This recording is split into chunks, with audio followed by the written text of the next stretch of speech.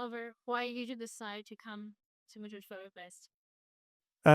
It's always nice to get an invitation out of the blue. I hadn't been in Madrid for many years, and I like Madrid.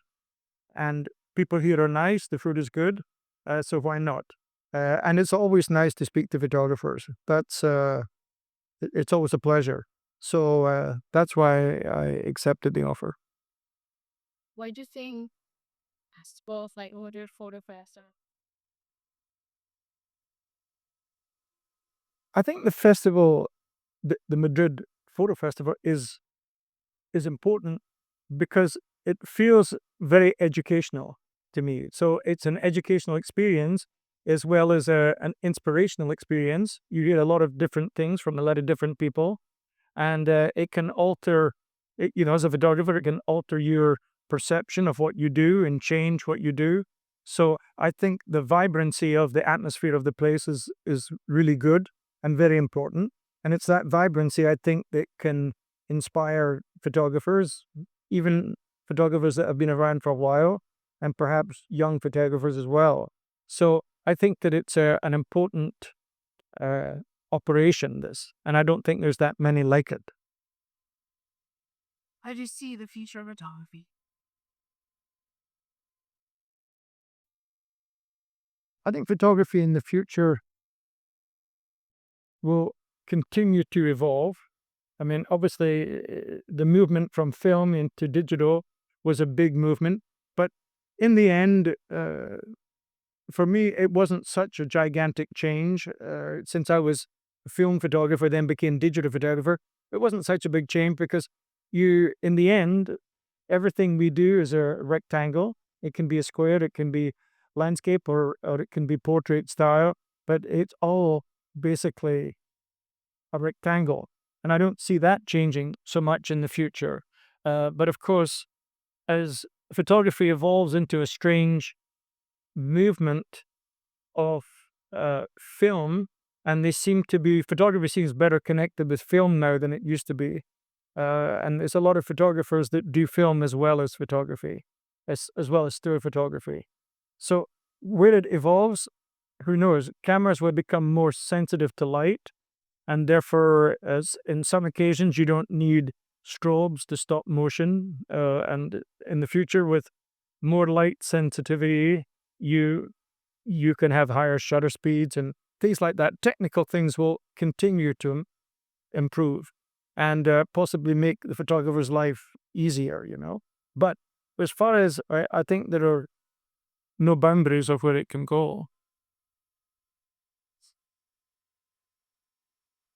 Is there anything that you haven't done? Yes.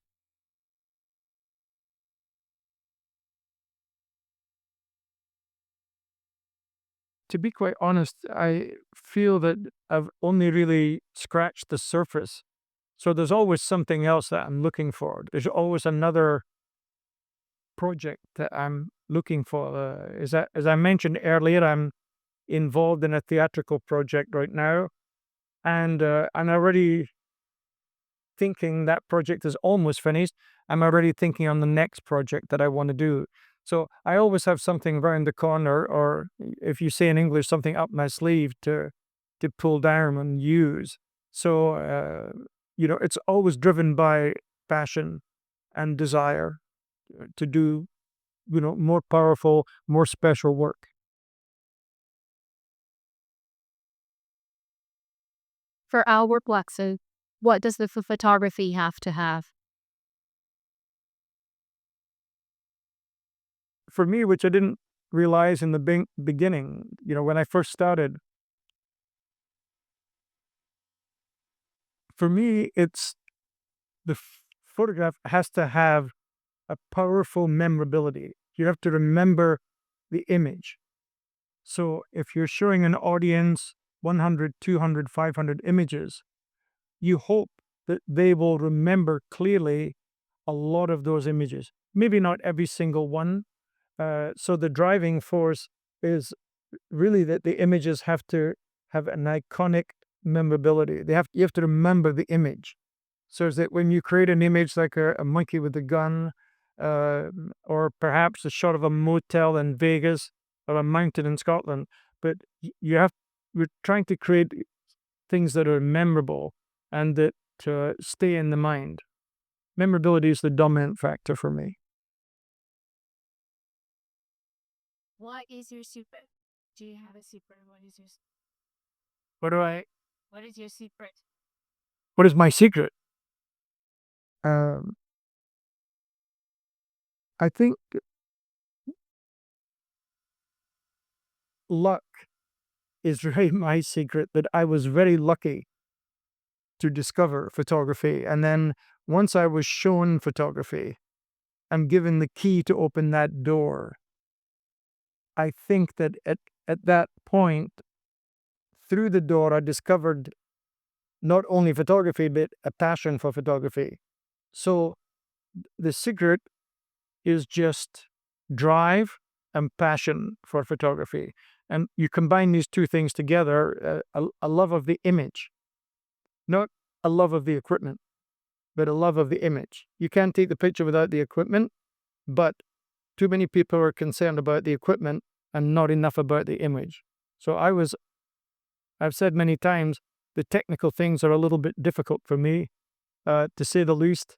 But in the end, I'm always interested in the creative. That's what the real driving force is, to get to great imagery. What is the specific message, or is there a message you would like to feed to people who are attending the Madrid Photo Fest? I think, which I said during my talk many times, preparation is a very big component, and a lot of photographers resist that because they say I'm a spontaneous photographer. But just because you're spontaneous doesn't mean to say that you can't prepare. And very often, when you prepare well, your spontaneous pictures are even better. So preparation, thought, finding inspiration in the right places is really, you have to work at it. Unless you're, the Mozart of photography and it just falls on top of you easily, you really have to work at it. It's sometimes an uphill battle to get there, but very often it's worth it.